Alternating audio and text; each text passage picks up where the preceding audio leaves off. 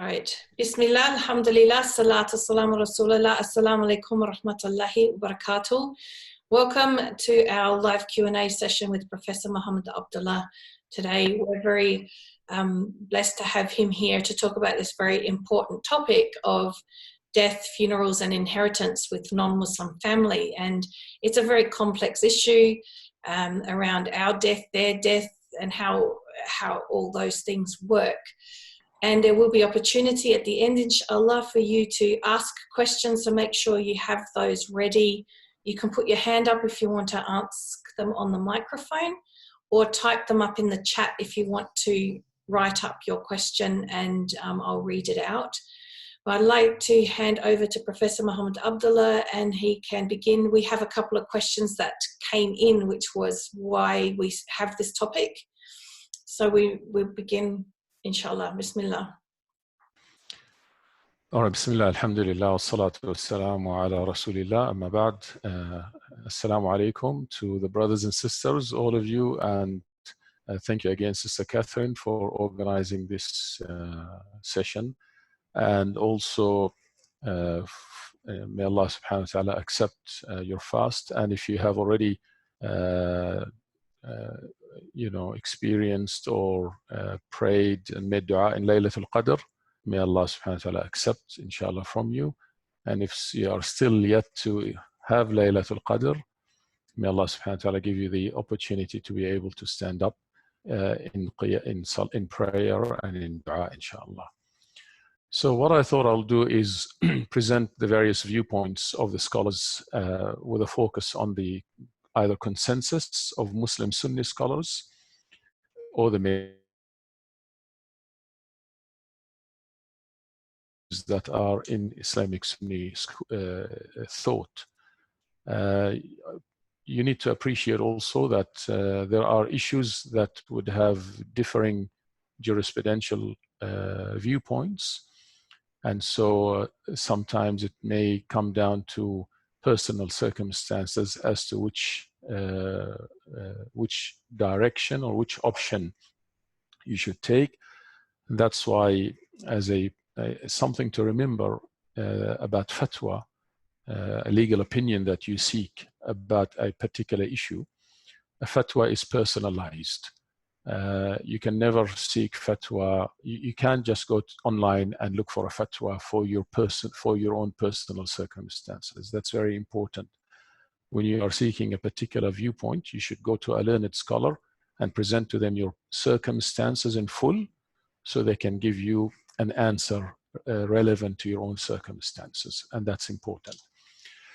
So regarding offering a funeral prayer, making dua, and attending funeral procession for non-Muslim relative, the great Imam An-Nawawi,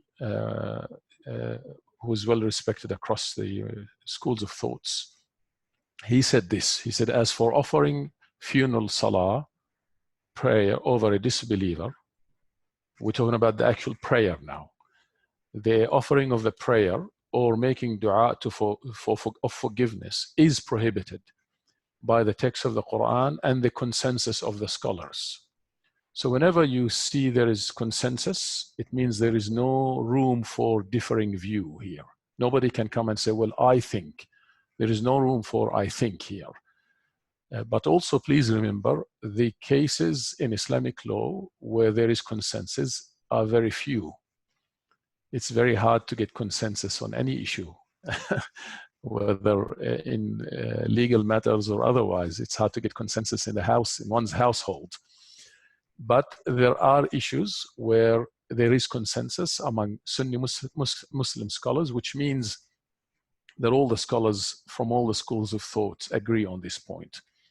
So they all agree that you cannot offer salah for a non-Muslim, regardless of his relative or not. And you can't make dua for forgiveness for them, right? You could make dua when they were alive, that Allah gives them hidayah, Allah gives them guidance, Allah gives them the best of this world and the next world, and so forth. It is permissible, however, for a Muslim to follow the funeral procession and attend the funeral service of non-Muslim relatives and friends. right? This is the view of Imam Nawawi.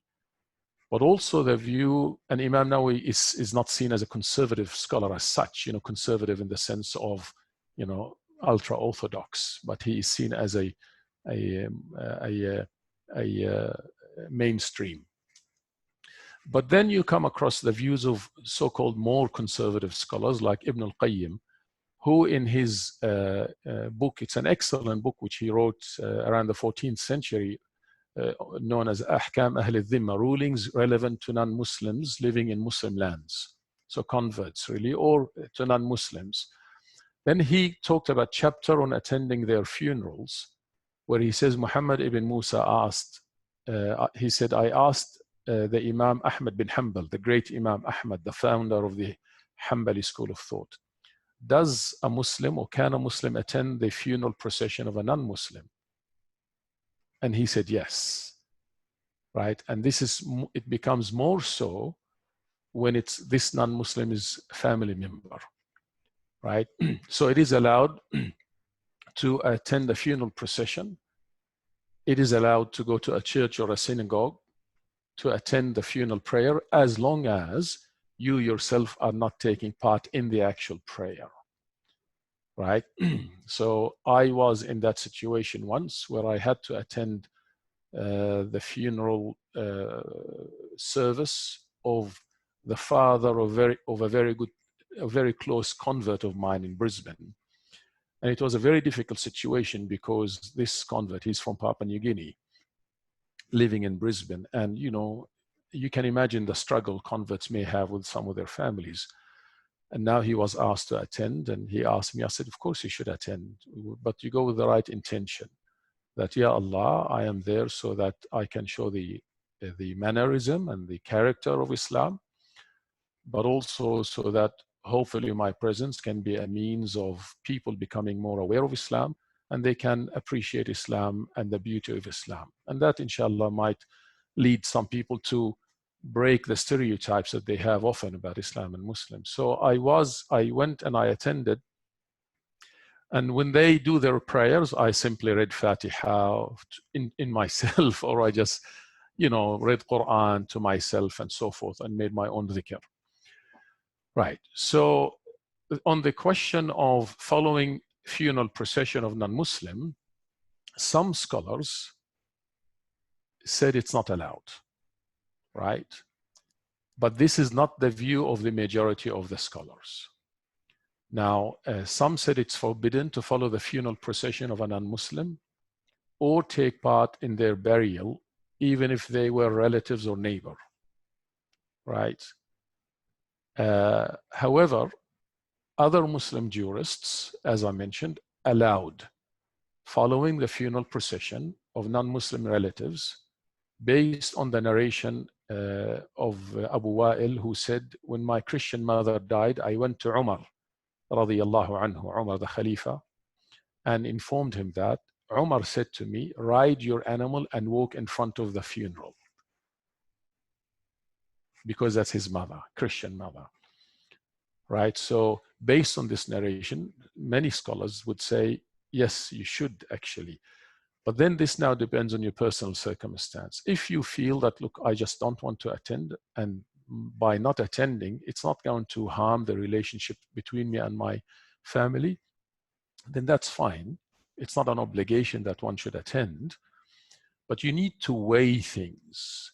You need to be able to weigh the options and to see which option has the least harm, right?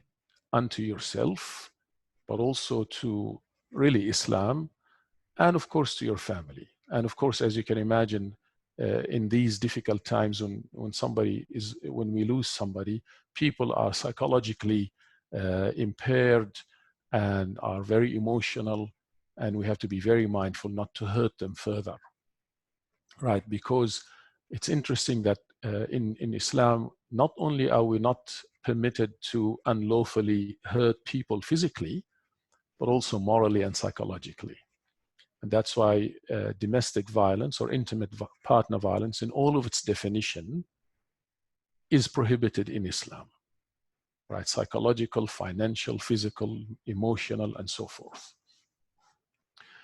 Now, again, there are many other fatwas on this. A Muslim attending the funeral of a non-Muslim, some councils of scholars have given some excellent answers.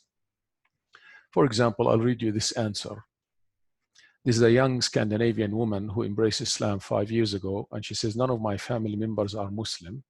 One of my relatives died, and I was wondering if it's permissible for me to attend the burial ritual, which will be conducted in the church.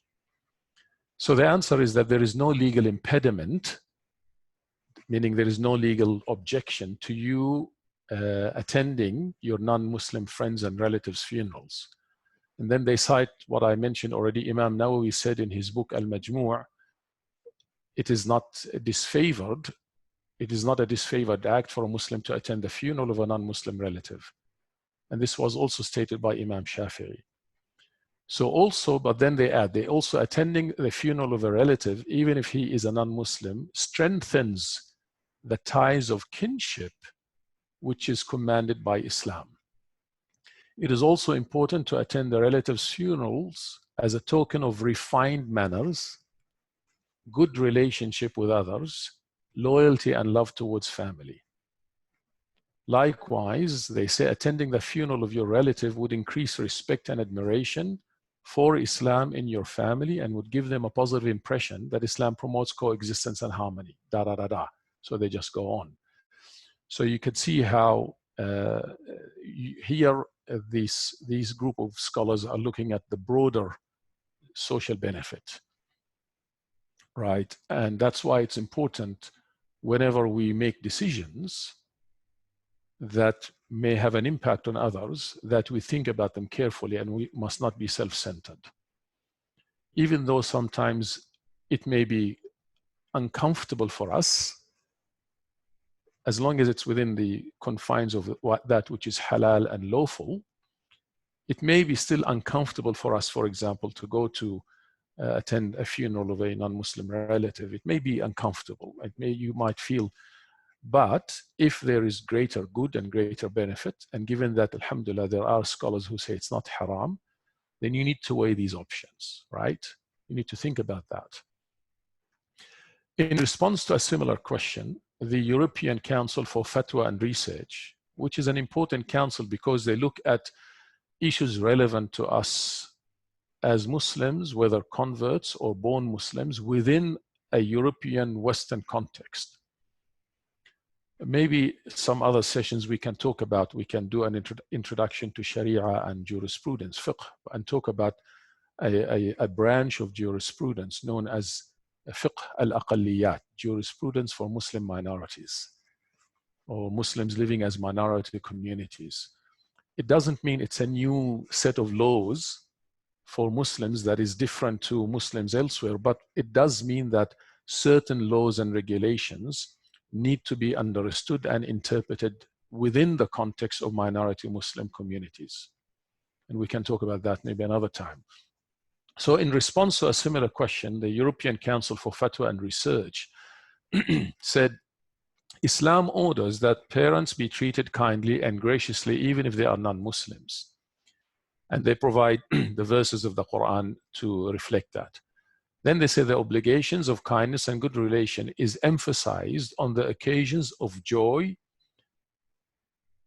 and happiness, as well as on the occasions of difficulties and afflictions, the greatest of which is death, that brings relatives together when they are bereaved of one of them. And they say intrinsically, man and woman tend to express their feelings towards the deceased, whether a relative or a close acquaintance. Therefore, we read in the authentic hadith on the authority of Abu Hurairah, radiyallahu anhu, that the Prophet ﷺ visited the grave of his mother. Remember, his mother died apparently as a non-Muslim, right? And there's a different, scholars talk about this, a different issue. We don't want to talk about this now, but he went to the grave of his mother and wept and caused those who were with him to weep.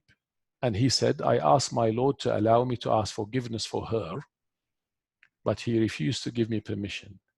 Then I asked him to permit me to visit her grave, and he gave me leave to visit her grave. So visit graves, for they remind of one death. They remind one of death. But nevertheless, he went to the grave of his mother, who was, quote unquote, non-Muslim. Of course, we leave it to Allah Azza wa Jal to decide her fate. This is not for us to do. Moreover, Islam calls for respecting any person, whether a believer or disbeliever, in his or her lifetime and in their death. It is reported by Al-Bukhari and Muslim in authentic hadith that the Prophet ﷺ stood up when a Jewish funeral proceeded in front of him.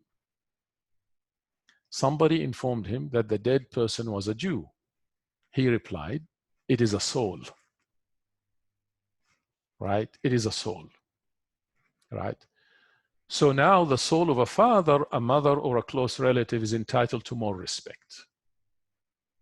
Right? Therefore, a Muslim may attend the funeral of his non-Muslim parents or one of his non-Muslim relatives. He may attend the religious ceremonies held for the deceased in churches and synagogues, provided that he or she do not participate in the prayers, rites, and other religious activities. He may also attend the burial. In all that, his intention should be to do the duty of kindness to parents and relatives and kith and kin, and sharing the misfortune with the family and strengthening the relationship with relatives and avoiding what may lead to estrangement or disconnection of ties if he fails to attend such occasions. You can see the beauty of Islam here, right? And there is a broader, always there's broader issues that one needs to be mindful of, right? So this is, I hope this answers that part of the question, and we can talk about it more. So what are valid acts of worship around death and burial and beyond compared to cultural practices? This was also asked. Now, just briefly,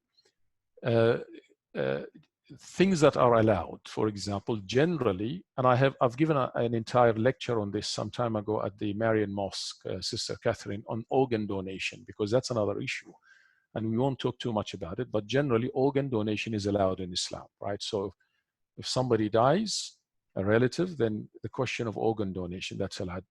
But autopsies are seen as a desecration and are not accepted by Sharia unless there is need for it.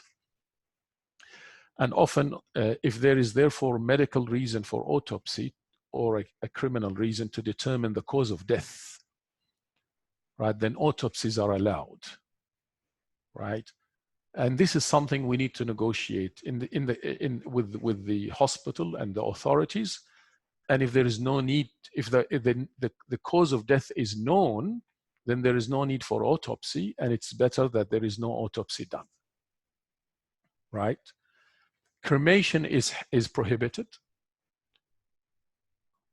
but embalming is accepted on occasions. So for example, if somebody was to die in Australia, but he or she have family overseas, international students, for example, and the family insists that we want the burial to be back home, Pakistan or Afghanistan or Saudi, then what they do, they embalm the body here to allow it to be transported, right? The preparation before the funeral consists of the ghusl and the kafan. So there is the ghusl, the purificatory bath that is given to the deceased, and the kafan, which is wrapping the deceased with usually 3 white pieces of cloth. This is all the acceptable rituals. In the ghusl, in the bath, close family members of the same sex as the person who has died wash the person who has passed away. And they're usually washed 3 times, but additional washes are not uncommon. Now, there is a difference of opinion as to whether a husband can wash the body of his deceased wife. So for example, if a sister dies and in her will, she wrote that I want my husband to wash me.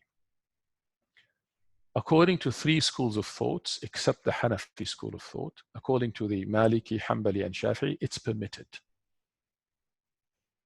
but not in the Hanafi school of thought, right? The person is then wrapped in the material and secured with ropes before being transported into the masjid. And ideally, the body should be buried as soon as possible. And that's why usually no viewing takes place before the funeral service, you know, as common in other practices where you view it. Now, in the case of the death of my father-in-law, so as you know, those who weren't here last time with us, my wife converted to Islam 25 odd years ago.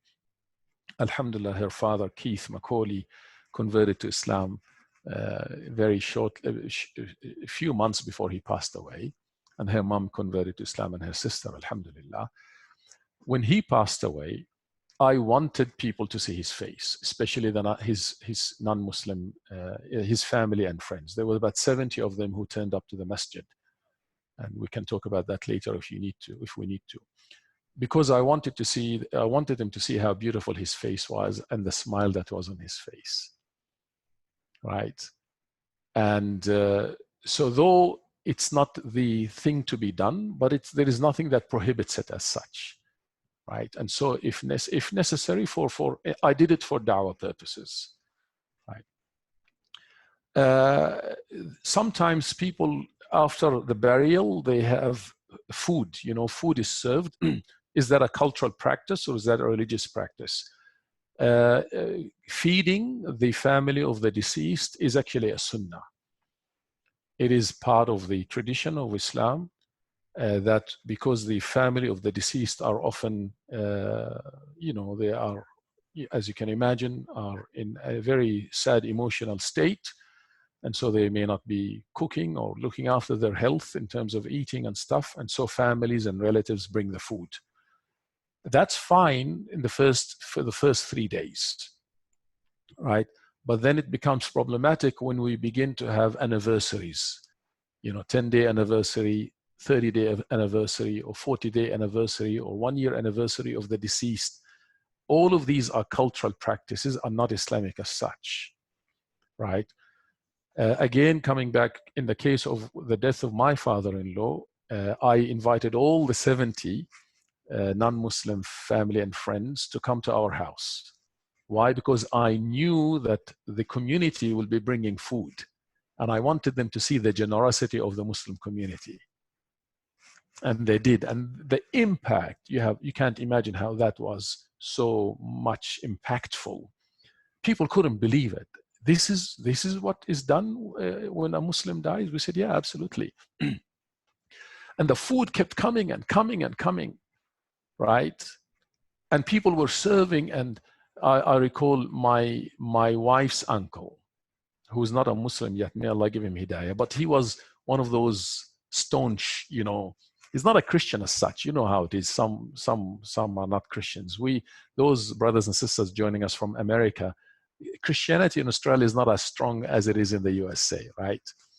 And we're not so, we're not as, you know, gun-ho when it comes to Christianity as you might find in certain parts in the USA, you know, the Bible Belt, for example.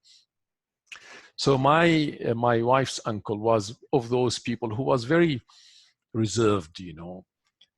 But when he witnessed the funeral of of Keith, who's happens to be his brother-in-law, and then came home and saw the food coming, he then went to my wife, Peter, and he said to her, "This is how I want to leave this world." Right? So this is exactly what we want. We want to win the hearts of people without compromising our deen. Right? So in times of death, people across the world find different ways of consolation to help them to get through difficult times. And the calamity of death contains within its folds the hardship of being apart from the beloved deceased and the urge to grant him or her reward. So sometimes people also offer food on behalf of the deceased. Is that a cultural practice or is that an Islamic practice? If you are offering food by way of sadaqah, you say, I'm giving this food to the family of the deceased or others who are coming by way of charity, and I hope the reward of that goes to the deceased, then that is fine. That is accepted. It's like reading the Quran and sending the reward of reading the Quran to somebody who passed away, a Muslim who passed away. And though there is some difference of opinions on this, but majority of scholars would say it's okay. You cannot, for example, however, fast on behalf of somebody who passed away or pray salah to make up salah on their behalf if they have passed away. But you can give zakah on their behalf. You can give sadaqah on their behalf. You can also perform hajj on their behalf if they did not perform hajj of the deceased, right? Can we hold a big banquet on behalf of a deceased person from, and the, again, the question of feeding is fine. There is nothing wrong with that. And offering food to the family of the deceased is from the Sunnah, as I said. In fact, Abdullah bin Ja'far narrated that when news of Ja'far's death was delivered, Rasulullah said, prepare food for the family of Ja'far as they are now occupied with the death of their son. And this is recorded by Imam Ahmad and others. So the family of the deceased are the members of his household or her household. And Imam Nawawi said, it is recommended for the deceased neighbors and next of kin to prepare food for the family and urge them to eat. However, what is not, scholars wouldn't go to the extent of say it's prohibited, but it's more disliked to be extravagant in offering these banquets, right? So people who tend to hold big and expensive banquets on behalf of the deceased by way of ostentation, again, the intention is important. If the intention is just to show off and etc., then this contradicts the objectives of the Prophet's recommendation of giving food, right? What is the origin of the 40-day anniversary? Sometimes you find Muslims who celebrate, or they have 40-day anniversary after a person dies, and the eulogy that is given after somebody dies, is giving a eulogy allowed or not? To stand there and talk about all the praises of the person who died and so forth. So the origin of the 40-day anniversary is not Islamic. So it's not a sunnah. In fact, some scholars traced it to a pharaonic practice, pre-Islam, in the Pharaoh days. But Allah knows best what is the actual origin. What we know for certain is this 40-day anniversary or 1-year anniversary is not from the sunnah. Why? Because you should be making dua throughout the years to come for the person who died, for the deceased. So scholars say it is a reprehensible innovation, meaning a bid'ah, which has no basis in Islam, and it is to be rejected, as the Prophet ﷺ said, whosoever innovates anything in our deen is rejected. Now, commemorating and eulogizing the dead in the manner that is done nowadays, where people gather for the purpose and exaggerate in praising the deceased, that is not permitted. It was narrated by Ahmad and Ibn Majah, and it's hadith that is sahih, that Abdalla ibn Abi Awfa said, the Messenger of Allah ﷺ forbade eulogizing. It is not permitted because mentioning the attributes of the deceased usually involves boasting and provokes sorrow and grief. And the idea in Islam is that the mourning is for 3 days. The actual mourning, it doesn't mean grieving does not continue. Grieving is an emotional state, psychological state that you can't simply after 3 days say, I'm going to put a stop to it. It doesn't work like that. So a person may continue to grieve, but it's the mourning that should be only for 3 days. Why? Because Islam wants us to move on with our lives and not to live in pessimism and negativity, right? So, however, speaking well of the deceased when his name or her name are mentioned, or when his funeral passes by, or when, after the funeral, briefly mentioning some of their good deeds and so on, in a manner similar to the way in which the Sahaba did with the shuhada, the martyrs after different battles, that is permitted. That is fine. right? So that's on that. Just quickly on matters of inheritance, and this is a huge issue, but I won't cover it all, just maybe some salient issues here. Can a non-Muslim leave his wealth to a Muslim? Right? And again, this is a question that was asked to many contemporary and classical scholars, and the answer is there is a difference between inheritance, disposal of one's property in lifetime, and a bequest. A bequest. And again, we don't have time to talk about those things, but Islamic law looks at inheritance is one thing. It's what you write in a will or what has been legislated in Sharia in as far as who gets what from one's family and kinship. But then there is disposal, which something that you dispose of or you give away before death, and there is no quantity on that. And there is also the bequest, meaning in the will, a person gives a bequest. He says, before distributing my inheritance, I want this to be bequested. And so there is a difference. So as for inheritance, it is disallowed. This is some of the views. It is disallowed for a Muslim to inherit a non-Muslim and vice versa. As for disposal of one's property in lifetime, it is permitted for either a Muslim or non-Muslim to gift whatever he or she wishes from their own property in lifetime to whoever they wish, whether Muslim or not. A bequest means disposal of property after death. It must be carried out within the limits of 1/3 of the property, and the rest of it cannot be distributed without the consent of the other heirs, excluding the minors. So in one's will, a person might say, I want 1/3 to go to so-and-so, and he can or she can bequest it to whoever. But the rest of the assets and property should be distributed. If the deceased is Muslim, they should be distributed according to the laws of Sharia. I just have two more things and then I can stop. Can I receive inheritance from non-Muslim parents, or can I receive the money as a gift in their lifetime? This is another question. So the answer to that is that there is some scholars now say there is no legal objection to a Muslim accepting a gift, bequest, or even take the inheritance of a non-Muslim if given willingly. Now you see there's two views here. The previous view says no, you cannot. And this view you said yes, you can. So there is that difference of there are these differences of views, and that's why you need to,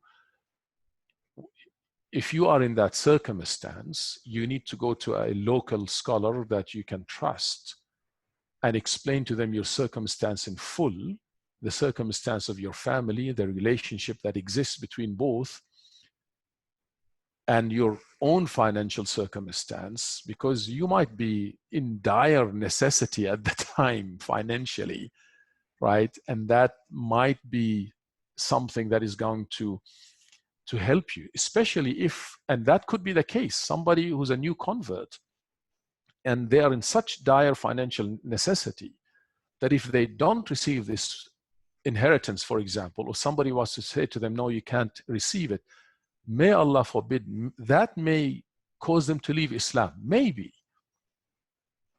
And so a scholar would have to look at that particular circumstance and weigh the consequences, right? And this is where an important legal maxim kicks in. الضرورة تبيح المحظورات. Necessity allows the prohibited. So though it may be prohibited for a person to receive inheritance from non-Muslim family members or parents, but because of necessity, and again, necessity is individually dependent, right? So what may be seen as necessity for me may not be necessity for you. And that's why I said right at the outset, fatwa is case dependent or circumstance dependent or person dependent. And that's why the scholars say fatwa changes with time and place and circumstance. All right. Just as one last perhaps point, and then we can somebody said they have to prepare for iftar. So that's more important. They have to leave for iftar. Absolutely. Maybe inshallah you get. So one last point, non-Muslim does not inherit from a Muslim. According to the consensus of scholars, a non-Muslim does not inherit from a Muslim. One of the texts supportive of this ruling is the hadith reported on the authority of Usama bin Zayd, in which Nabi sallallahu alayhi wasallam said, the Prophet said, a Muslim does not inherit from a non-Muslim, and a non-Muslim does not inherit from a Muslim. And Nawawi commented on this hadith saying that that Muslim scholars unanimously agreed that a non-Muslim does not inherit from a Muslim. But there are differences of views, as we have seen, about a Muslim inheriting from a non-Muslim. Look, I'll stop here so that it allows us to have time to talk and have a discussion on all of these issues, really. And as you can see, this is it can be a detailed topic, and each of these areas or questions can be delved into in more depth. But we'll leave it here, and inshallah ta'ala, maybe later on we can talk more. Inshallah. So those, if you've got a question you'd like to ask on the microphone, if you can put your hand up or just let us know in the chat that you have a question, or you can write your questions in the chat if you like. Rakaya said what she's done personally when a family member has passed away is to wait outside the church and greet the people who arrive, wait outside during the service and greet the people when they leave, and give her condolences, and found that to be the best option for her circumstances, which is a beautiful way of being there and helping those that are grieving, and also make dua to Allah to give the people who are grieving the patience, and for Allah to ease their hearts, subhanAllah. So actually making dua for those that are still alive. I had a question, because you were talking about the conditions that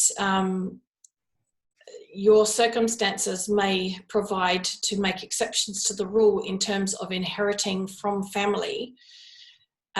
So you were talking about financial circumstances. What about relationship type circumstances where, because of a long history, family members just don't want to talk about these issues and don't want to consider Islam in how they execute their financial situation? Does that become another one of those exceptions where the family members are just like, you know what, we just want to do it our way? You mean the family who are non-Muslim? Is that what you're saying? Yeah. So like, for instance, parents that really don't want to have a bar of Islam anymore because, you know, they're angry and upset. They feel like Islam's taken their child away. Yeah. Well, I mean, in the first instance, they're not obliged to distribute their inheritance according to Islam. So there is no obligation on them. In fact, the Sharia allows them to dispose of their inheritance the way they wish. And you as a Muslim must not, in fact, try to convince them otherwise or impose on them Sharia regulations on how to distribute the inheritance. And this comes back to a very important issue that when we discussed the extent to which Sharia can be applied in non-Muslim countries or as minority Muslim communities, or to the extent to which Sharia can be applied to non-Muslims per se themselves. I have written an article on this that I can share with you. It was published in the Griffith Law Review on the extent to which Sharia can be applied in Australia, but I think the same applies in the USA or the UK. And I bring in the scholarly views on what can be applied from the Sharia in countries like Australia. And what scholars agree on is that issues to do with personal status law, things that are related to you as an individual, such as salah and fasting and giving zakah and going to the masjid and wearing hijab and practicing Islam at the personal level, you should do as much as you can. But then all other issues that are related to criminal law, or to financial law, or to government policies. These are outside the realm of Sharia implementation in non-Muslim contexts, right? We're not asked to do that. I hope I understood you and I gave you the answer. Actually, the question was the other way around. Oh, okay. In terms that, not me trying to enforce Sharia on them, but more in the case of, you're all my children and I'm going to leave it to all of you evenly the way it would be done. How do you handle it as the recipient of that, in terms of, are we permitted to under those circumstances, or do we have to then dispose of that wealth because it's not halal for us? Well, that's okay. Sorry, I misunderstood. No, my first suggestion would be not to indulge in arguments with them over this issue, not to dispute over it, especially in these during difficult circumstances, and to be wise about it. You could just go along and accept it, and then go to one of the local scholars and say, look, this is my circumstance. As I said earlier, explain exactly your circumstance, and then let them tell you what to do with that money. If they say dispose of it, then you dispose of it accordingly, and so forth. But I think what is so important here is not to create further tension with family over these issues, right? That would be my advice. I like that idea, because the potential is to cause even more struggles than with your siblings, because they think then Islam is too hard because you're making it too difficult. So just take it and then go and deal with it. Right. I like that. Yeah, absolutely. And again, as I said, because it's circumstantial, it depends on the circumstances of the individual, and then which view of which scholars do we take here, right? And so, but all scholars would probably tell you, don't let this cause further tension with the family, because the ultimate purpose, inshallah, is to win them over, bring them, right? So, and then you deal with the financial issues later. Sister Amina says, no, Ruqayya, would an only child who is Muslim be able to inherit from non-Muslim parents if there are no other heirs? Well, again, it's one of those situations, they either leave it to, give it to their dog or their cat or or the bank financial institution, which can invest that money in more haram things or unlawful things. So once you are in that predicament, again, you go to one of your local scholars whom you trust, and you know that they are capable of giving an answer. And with due respect to, regular imams in the mosques, they may not be qualified enough to give jurisprudential answers on these issues, right? In this particular case, Sister Ruqayya, I'd probably write to the European Council of Fiqh or Jurisprudence. This is a group of ulama and scholars who would look at your particular case and give you a particular fatwa, and you go with that, right? And because I am in no position here, nor to be able to give you an answer categorically, because to do so, a scholar would need to know the full circumstances. And my advice would be what I have just said. Yeah, it's a great way of handling it. Jazakallah khair. Laura's got some interesting questions around relatives being cremated, which I would like to add my question onto with it, where she says, if the non-Muslim relatives are being cremated, is it permissible to be present at the actual cremation? And then physically handling or carrying or also storing the ashes in one's home, is that permissible?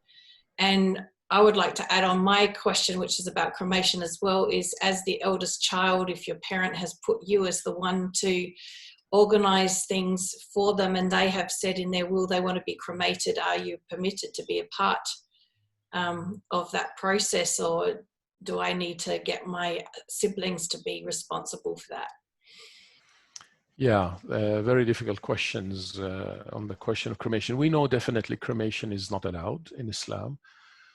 and the body has to be, unless there are extenuating circumstances. To give you an example, COVID-19. I mean, this is a real life issue now. In places like Sri Lanka, the government forced everybody to be cremated if they die of COVID-19, including Muslims. So what do you do now? You know, do you create riots? I mean, you try to negotiate with the government on, and we had this predicament in Australia, by the way. I'm not sure the USA and the UK. So initially the government came out and said, anyone who dies of COVID-19 must be cremated. So the Muslim and Jewish communities spoke to local members of parliament, and they said, well, we don't want that. And that goes against our tradition. And so the law was then amended, or before it was even issued, the bill allowed for Muslims and Jews to follow their own rituals. But in certain extenuating circumstances, as I mentioned in Sri Lanka and maybe China also, then you just go with it. Of course, you try to negotiate and resist initially in lawful ways, but then if it's outside of your control, then Allah says He does not burden a soul with more than it can carry. We do have a narration in the hadith of a person who was cremated and entered Jannah. Are you aware of that? Right, so it's an interesting hadith. It doesn't now permit cremation, but it says that in certain circumstances there may be leeway for any of these questions that you're asking now. So the narration talks about a man who was frightened of death, actually, and he was frightened of standing before Allah. And the hadith says he never did any good deed. And so in his will, he said that, or he said to his children, when I die, I want to be cremated, and take my ashes and scatter them as far and as wide as you want, as you can. And so they did. Why he did that? Because that if I do this, then I won't stand before Allah and be taken into account, because of that fear, subhanallah. And this is in the sound hadith. And so, of course, when they scattered his ashes, Allah said, be, and all these ashes came together, and he was now standing before Allah. And so Allah said to him, you know that cremation was not allowed, but therefore, why did you ask to be cremated? He said, out of your fear, O my Lord. He said, so you had fear of me? He said, yes. Allah says, take him to paradise. Right? So now that's not an excuse for us now to go and do the same, right? But this is where there are, and they're not loopholes, but Sharia and Islam is meant to be functional, and it's meant to allow us to become functional human beings, and it's meant to interact with time and place without compromising the fundamentals. So in response to your question, Sister Catherine, you know, I don't have an answer. The truth is that I don't have an answer, because I'm not sure what to say to you, and I would like to research it more to find out what have scholars said about this now that you have been asked to execute this particular will, because it's different to being part at the cremation. So allow me some time, and I'd like to get back to you on that, if that's okay. As for Sister Laura, I think being, and that's my personal view based on what I know, but again, I'd like to look into it more.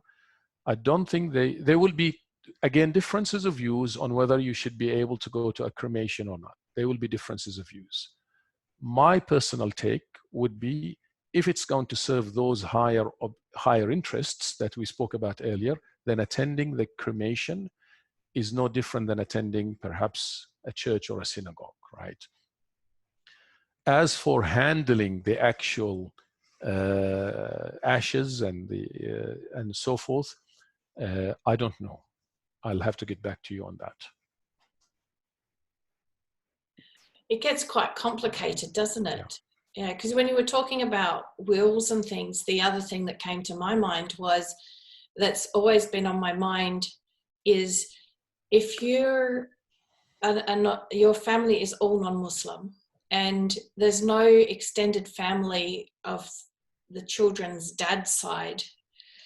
If you were both to die, what do you put in your will to where your children get looked after? I mean, this is another issue that has always bothered me, and I've just kept making dua that we just don't face that situation. Alhamdulillah, we haven't. And they're all getting older now, so we're nearly out of the woods on that one. But yeah, what do we do in those situations in terms of, you know, where do our children fit in our wills? So in the event that there are no Muslims to look after those children, is that what you're saying? And there's no Muslim family to look after them, Muslim and family. both parents were to be in a car accident, for instance. Right, may Allah forbid. Yes. And if we're meant to put a will together on that term, what should we write in that? Yes. Now that's interesting, because if the children are minors and are children and not adults, then Sharia adopts the principle of the best interest of the child. Right, that's important to understand. The best interest of the child, and there's so much that has been written on it. I recall a colleague who's from Libya who wrote a whole thesis on this when he was here in Australia. The best interest of the child from a Sharia perspective and the common law, right? And looked at both. And you'd be amazed to know how much Sharia has emphasized on the best interest of the child. And the best interest of the child, foremost, is looking after their deen, right? The nurturing of Islam and deen in these child. That's their foremost right upon you, upon the parents. That's why when it comes to the laws of custody, forget the fact that there are no Muslim parents or relatives. There are Muslim parents and there are Muslim relatives. And now it's a question of custody. Who looks after the child? Again, it's the best interest of the child that kicks in. If the father is in a position to serve the best interest of the child and not the mother, then it's the father who should have custody of the child, right? Assuming, for example, hypothetically, the mother is a drug addict, or she's a drunkard, or she's etc. And the opposite is true, right? And therefore, again, I think what is most important in today's session is to appreciate the fact that there are principles, there are parameters, there is a framework within which we must operate, and not to be so pedantic and be focused on specific cases, because remember, specific cases have to go back to a scholar and give you a specific answer. But what we could say today is that in this case, the best interest of the child must be taken into account. And then that has to be determined. What do we mean by that? Does that mean physically, financially? Maybe they are doing well financially. That's not the issue there. And so if the best interest of the child, that they are given to Muslim families to look after and not their relatives who are non-Muslim, so that they can be nurtured as Muslim, then that's what should be that's what should happen. Right? Not necessarily easily logistically to manage in our environment. No. Well, that is true, but these are the challenges that we have to deal with, and these are the challenge. And this is where, you know, I feel sad sometimes that these issues are not being addressed, especially when it comes to converts, etc. And often it's very, you know, when we speak about converts and converts issues, very basic or minor issues, really. But this is where even sometimes an individual scholar may not give you answers to these, Sister Catherine. This is where you need a council of scholars who can look at that issue. I mean, I'll give you one case that came to us years ago in Queensland. For our international guests, I'm now in a different state called South Australia. Prior to that, I was in Queensland. It's about 2,000 miles away from one another.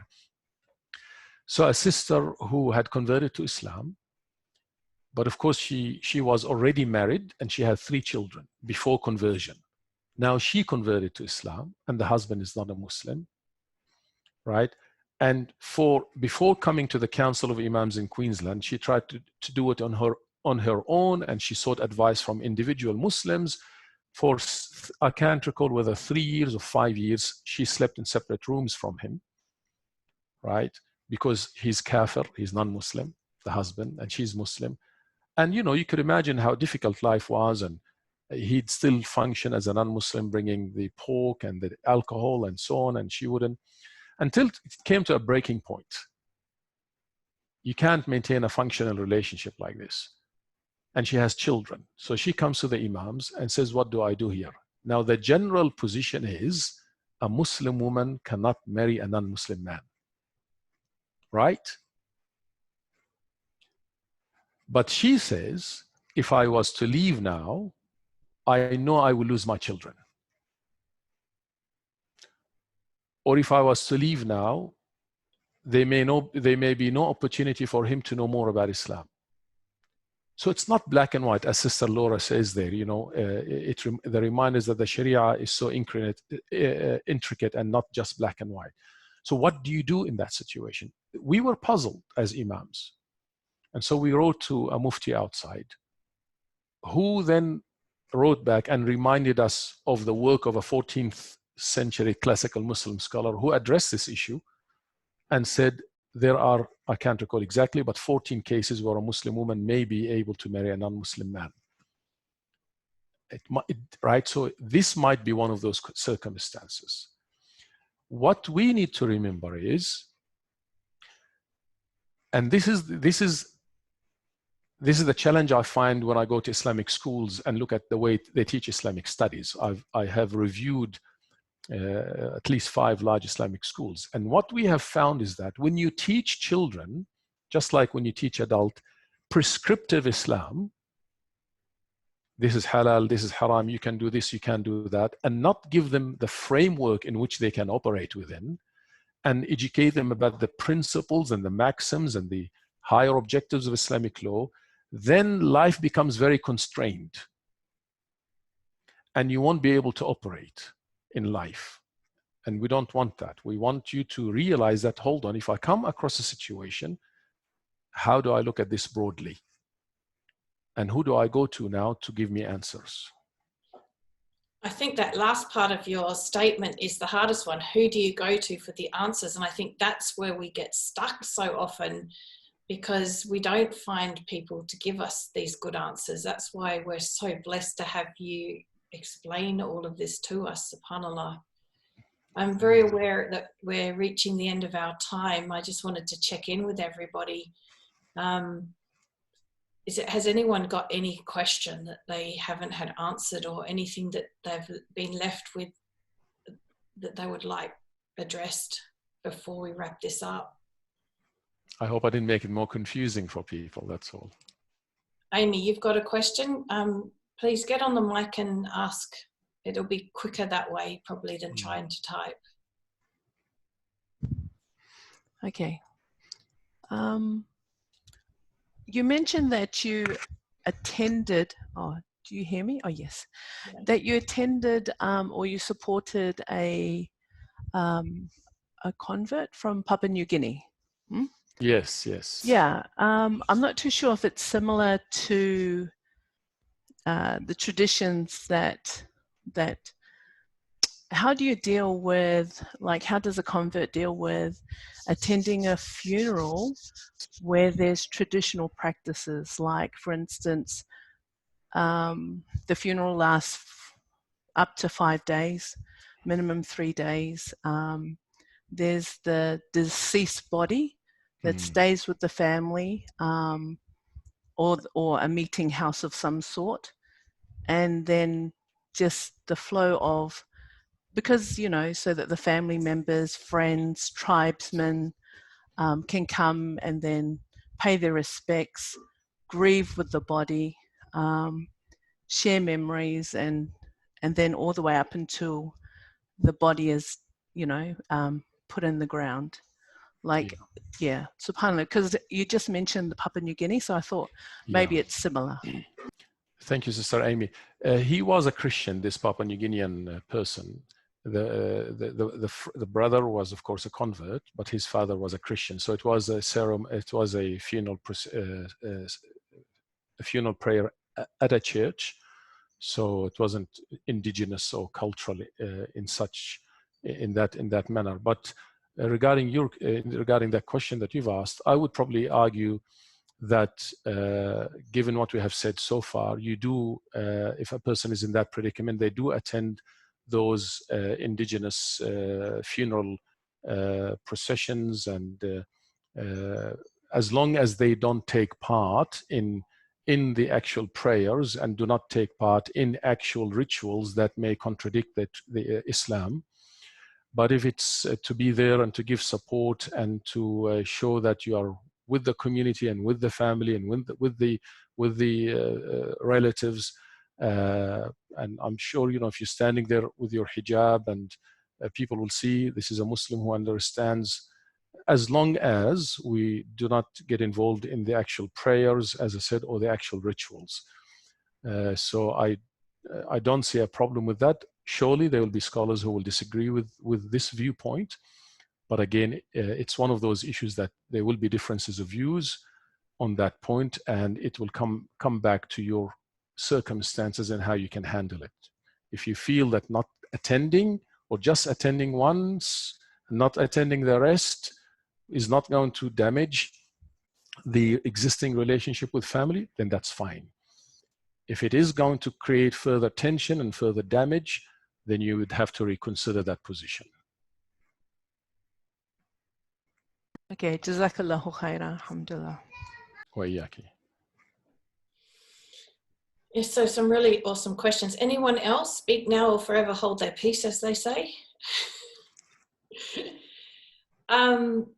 What I love to close with the session is briefly, does anyone want to share a takeaway of what they took away from today's session? I know, again, for me, it's just about how there's so many shades of grey between black and white, and that's such a relief from all the black and white rulings I've had to deal with over the years. But does anyone else want to just quickly jump on and share what your takeaways are from today's session? Please do so. There's some of my tribe in here. You're used to doing that. Come on. Alaikum salam. My takeaway is that it's really important for the children, that what happens is best for the children and best for their deen. Yeah. Yeah, the best interest of the child. Yeah. Interest of the child. Yeah. Absolutely. Jazakallah khair, Janine. Who else would like to share what they took away today?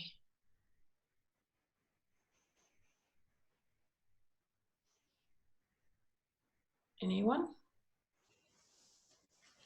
Well, that's okay. You can share in the WhatsApp group if you like. Oh, Daniela, go ahead. I'm only coming halfway, but yeah, knowing that there's more shades of grey than there is black and white, if it makes sense. So yeah, just individualising each and every person in there.